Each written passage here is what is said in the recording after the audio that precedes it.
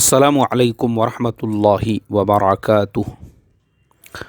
मोहतरम भाइयों, बुज़ुर्गों और दोस्तों, ये हमारा इस्लाह मुआशरा का 1006 सबक है। मोहतरम दोस्तों, मद्रास आईआईटी में पढ़ने वाली एक मुसलमान स्टूडेंट जिसका नाम फ़ातिमा अब्दुल लतीफ़ था, उसने ख़ुदकुशी कर ली।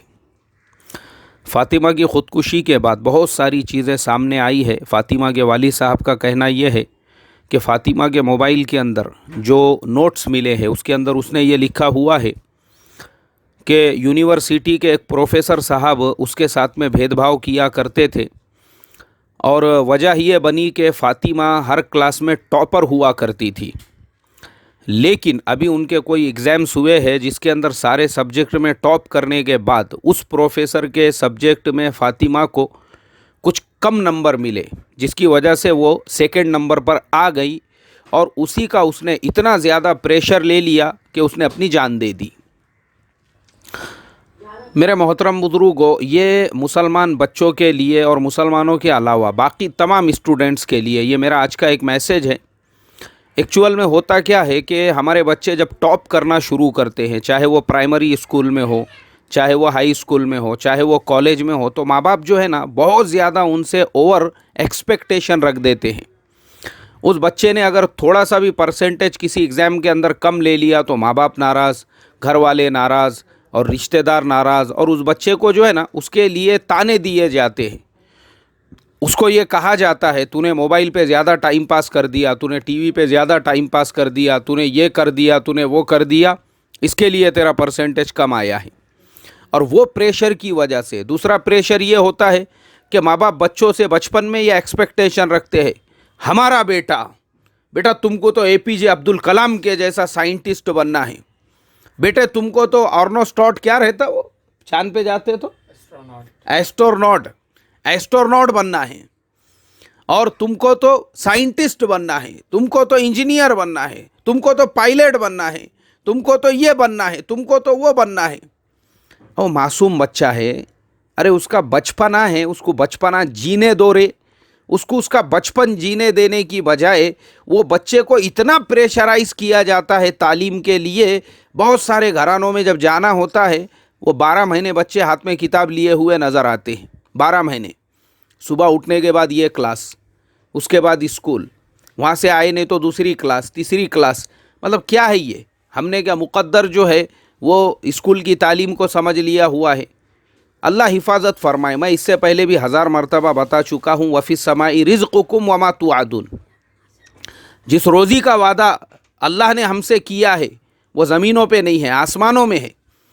और ऐसा गलत नहीं है बच्चों से उम्मीदें रखना, लेकिन उसको प्रेशराइज मत कराओ। आप उम्मीदें रखो ना, नॉर्मली उम्मीदें रखो, बच्चों से नॉर्मली उम्मीद रखो, नॉर्मली बच्चों को बोलो, नॉर्मली बच्चों के साथ में बिहेव करो।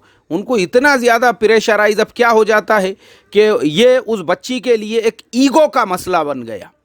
टॉपर जो है ना, टॉपर, वो ईगो का मसला बन गया उस बच्ची के लिए, कि वो बच्ची पहले से टॉप करती आ रही थी, अब एक सब्जेक्ट या एक एग्ज़ाम के अंदर वो सेकंड पे आ गई, उसको लगा मेरा ईगो हर्ट हो गया। लोग मेरे बारे में अब क्या कहेंगे कि हर क्लास में टॉपर आने वाली बच्ची अब दूसरे नंबर पे आ गई, मतलब मेरा तो नाम मिट गया, मेरा तो नाम ख़राब हो गया, मेरी तो ऐसा हो गया और मेरी तो ये हो गई। मतलब उसको ऐसा लगता कि मेरी कीमत कम हो गई, मेरी इज्जत कम हो गई, मेरा नाम कम हो गया। और वो टॉपर का जो प्रेशर है वो बच्ची बर्दाश्त नहीं कर सकी, ख़ुदकुशी कर ली उसने। मुझे आप बताओ, दुनिया में कौन सा ऐसा प्रॉब्लम है जिसका सॉल्यूशन नहीं है? अरे अल्लाह ताला की ज़ात है कामयाब करने वाली। अभी मैं आपको, चलो मैं हमारे आज के सारे बच्चों को और उनके पेरेंट्स को मेरे अपने बच्चों के एग्ज़ाम्पल के तौर पे बताता हूँ। मेरे बड़े फ़र्जंद, मुश्किल से उन्होंने 10वीं के अंदर 50 या 52-55 परसेंटेज लिया, तो मुझे कोई टेंशन नहीं आया। मैंने कहा भाई देखो, परसेंटेज के ऊपर कामयाबी नहीं है, कामयाब अल्लाह करने वाले हैं, लेकिन तुम लोग मेहनत करो। जो हाल तुम्हारा 10वीं में हुआ वो 12वीं में नहीं होना चाहिए। अल्लाह का फजलो करम एहसान हुआ, उसने कॉमर्स से 12वीं किया, 12वीं के अंदर उसको जो है अकाउंट्स के अंदर 90 नंबर मिले, और बाकी सारे सब्जेक्ट मिला के तकरीबन 85 परसेंटेज आया। लोगों ने कहा अरे ये बच्चा तो कॉमर्स के अंदर बहुत एक्सपर्ट है, इसको तो सीए बनाना चाहिए। मैंने उससे कहा, मैंने कहा भाई देख, सीए के बारे में तेरा क्या प्रोग्राम है? बोले नहीं अब्बा मेरे को सीए नहीं बनना है, क्योंकि उसकी पढ़ाई के लिए बहुत ज़्यादा प्रेशर होता है और अपने बस की बात नहीं है उतनी मेहनत करना, उतना प्रेशर बर्दाश्त करना। फिर क्या करने का है? मुझे बोले एकदम सादा सिंपल, मुझे बीसीए करना है, मुझे कंप्यूटर जो है बस उसका उसकी जो लैंग्वेजेस है वो सीखना है। मैंने कहा चलेगा, मसला नहीं है।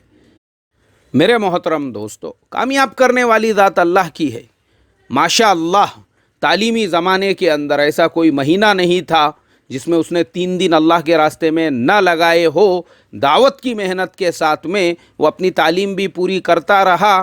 तालीम मुकम्मल होने के बाद माशा अल्लाह कई जगह पर वो इंटरव्यू देने के लिए गया और वक्त ये आया कि वो परेशान हो गया मैं किस कंपनी का सिलेक्शन करूं, क्योंकि एक ही वक्त में 3 कंपनीज़ ने जो है उसको सेलेक्ट कर लिया। बोले भाई हमारे यहाँ पे आ जाओ। दूसरों ने बोले अरे हमारे यहाँ पे। तीसरों ने बोले हमारे यहाँ पर।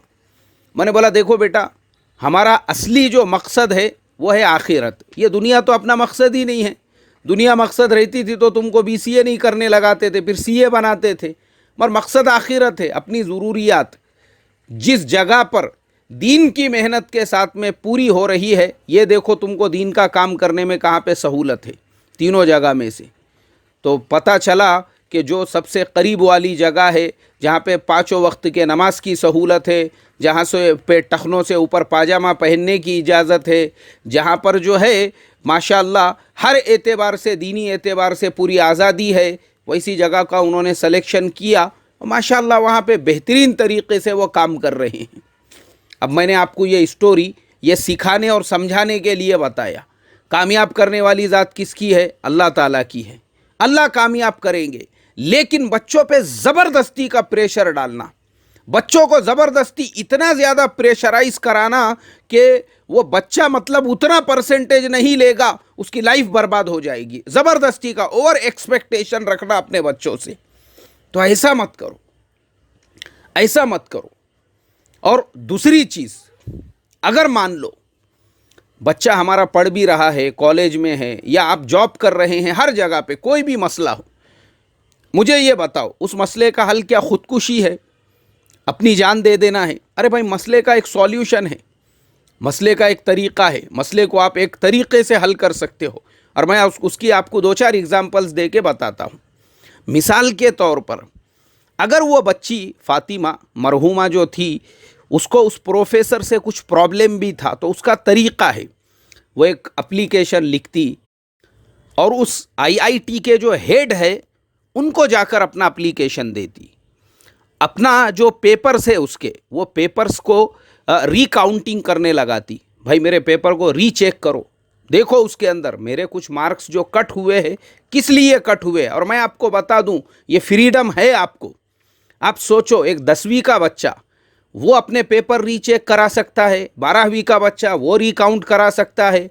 अरे भाई, आप तो आईआईटी में पढ़ रही है, उसके बाद भी अगर आप मुतमईन नहीं है तो आप उस इलाके का जो शिक्षण अधिकारी है उसको जाके एप्लीकेशन दो।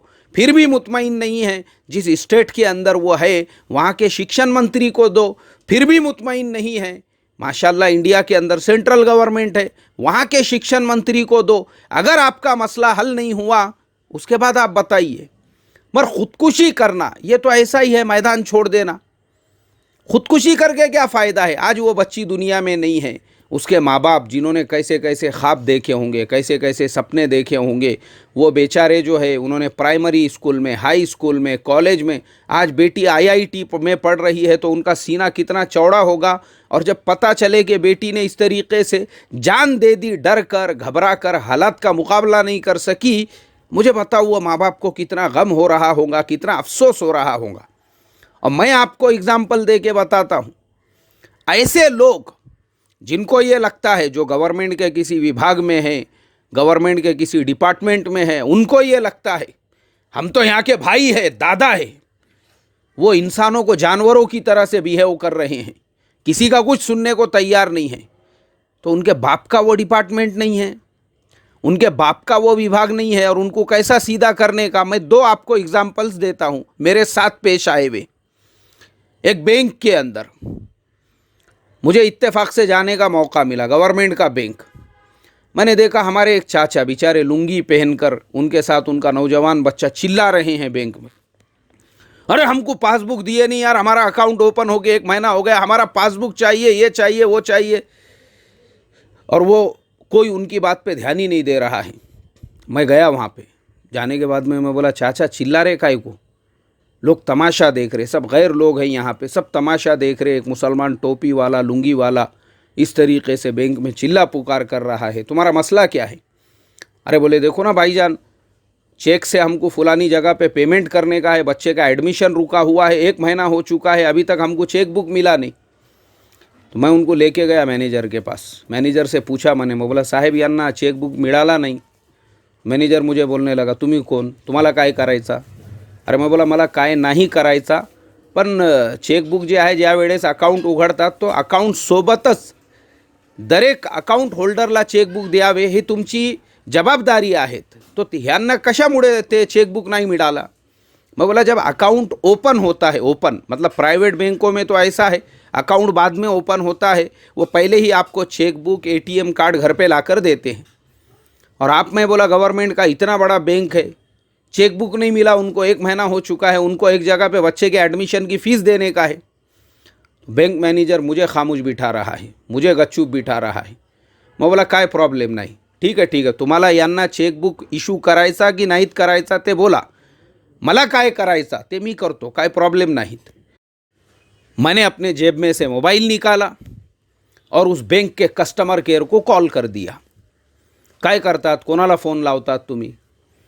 कोणाला नाहीत, तुमच्या कस्टमर केअरला फोन लावतो, या जिल्ह्यामध्ये या ब्रांचमध्ये तुमची ब्रांच नंबर ही आहेत, मी या ब्रांचमध्ये उभा आहेत आणि आमचा हा प्रॉब्लेम आहे, बस मला त्यांना फक्त जे आहेत माझी कंप्लेंट तिथे रजिस्टर करायची, बाकी काय नहीं करायचा। मैंने सिर्फ उसको इतना बोला। वो मैनेजर ने मुझे, चाचा को, तीनों को बिठाया और उसके बाद में हमको एक ब्लैंक चेक बुक जिस पे नाम नहीं लिखा हुआ होता है वो लाकर दिया। बोले फ़िलहाल तुम ये चेक बुक का इस्तेमाल करो, चेक बुक 8 दिन में तुम्हारे घर पे आ जाएगी। मेरे मोहतरम दोस्तों, काम करने का जो तरीक़ा है, चिल्लाना, अल्डाना ऑफिसों में जाके, ये काम करने का तरीक़ा नहीं है। ये काम करने का सादा सिंपल तरीक़ा है, जो उसका तरीक़ा है तरीक़ा। क्योंकि देखो हम मुसलमान हैं और पूरी दुनिया में सबसे सलामती वाला, सबसे अमन वाला जो मज़हब है ना, वो हम मुसलमानों का ही है। लेकिन ये जो मीडिया है आज का, ये मीडिया ने ज़बरदस्ती मुसलमानों को वायलेंट कौम बोल के पूरी दुनिया के अंदर मशहूर कर दिया। ये कौम बोले सबसे ज़्यादा वायलेंस फैलाती है, सबसे ज़्यादा वायलेंट कौम है। ऐसा नहीं है। इस्लाम का मतलब ही क्या है? सलामती है। ईमान का मतलब ही क्या है? अमन है, पीस है। जो दुनिया में पीस पीस, हमारे मौलाना यूनुस साहब रहमतुल्लाह अलैह फरमाते थे ना, बोले अमान अमान अमान अमान, अमन के नारे मारकर लोग अपना पेट भरते हैं, अमन नहीं आता है। क्यों? क्योंकि ईमान आएगा तो अमन आएगा। तो हम जो है पीस वाली कौम है, अमन वाली कौम है, तो हर काम को अमन के तरीक़े से कैसा कैसा करने का। अभी मेरे पास अगर मैं एग्ज़ाम्पल देने को बैठा ना तो 101 एग्ज़ाम्पल से जो हमने गवर्नमेंट के बड़े बड़े काम खाली एक एक फ़ोन के अंदर किए हुए हैं, सिर्फ एक कॉल के अंदर, एक ईमेल के अंदर, बड़े बड़े काम। लेकिन अभी वो सब मिसालें आपको बताने के लिए उतना टाइम नहीं है मेरे पास। मुझे लगता है अभी 1 ही मिनट बचे हुआ है इस सबक का। तो मैं आपको ये बताना चाह रहा था, कोई भी मसला हो आपका कहीं एडमिशन नहीं हो रहा है, टेंशन ही नहीं लेने का, कोई टेंशन नहीं लेने का। कहीं पे आपको बैंक से लोन नहीं मिल रहा है, आपके पास सारे पेपर प्रॉपर है, टेंशन ही नहीं लेने का, तरीक़े हैं उसके। आपका पासपोर्ट इशू नहीं हो रहा है, पुलिस वेरिफिकेशन के अंदर अटका हुआ है, टेंशन ही नहीं लेने का। अगर आप क्लियर है, आपके किसी चीज़ में कोई फॉल्ट नहीं है, कोई आपको कुछ नुकसान नहीं पहुंचा सकता। एक बात याद रखो, इंडिया में कायदा है, कानून है, सारी चीज़ें हैं, लेकिन आप उसको उस हिसाब से चलो, उस हिसाब से करो, कोई प्रॉब्लम ही नहीं है। कि एक मासूम बच्ची है, उसको किसी ने नंबर कम दे दिया और वो बच्ची जो है कम नंबर मिलने की वजह से इतना टेंशन में आ गई, उसने अपनी जान दे दी। या फिर उसको अल्लाह ताला के ऊपर छोड़ दो कि कम नंबर मिले, ठीक है, सेकंड नंबर से ही आई ना, अगर उसने नाहक किया है, अल्लाह उसको उसका बदला उसका बदला ज़रूर देंगे। और मैं आपको उसकी एक एग्जाम्पल दे के मेरी बात ख़त्म करता हूँ। मेरे छोटे फर्जंद वो एक प्राइमरी स्कूल में पढ़ते थे, तो चौथी पाँचवीं के अंदर कुछ थे, तो टीचर जो है, टीचर कुर्सी के ऊपर दूसरी कुर्सी पे पैर रख के सो रही है, और बच्चों के जो पेपर है एक बड़ी क्लास की बच्ची वो चेक कर रही है। अब मैं इत्तेफाक से उस वक्त स्कूल चला गया, मैंने देखा तो मैंने उनसे पूछा, मैं बोला ये क्या चल रहा है यहाँ पे? बोले नहीं नहीं, ज़रा मेरी तबीयत ख़राब है। और उसको लगा कि शायद मेरे बेटे ने मुझे शिकायत की, उसने मेरे बेटे को फेल कर दी। वो बेचारा दूसरे साल भी उसी क्लास में रहा। हमने कोई एक्शन नहीं लिया, हमने अल्लाह के ऊपर छोड़ दिया। आपको बता दूं, आज 10-15 साल हो चुके हैं। जिस स्कूल के अंदर वो पढ़ाया करती थी, बाद में पता चला कि बच्चों को जो बांटने का खाना वगैरह आता है वो भी बेचने के धंधे करती थी, इसलिए स्कूल वालों ने भी उसको निकाल दिए। अल्लाह हिफाजत फरमाए। अस्सलामु अलैकुम रहमतुल्लाहि व बरकातहू।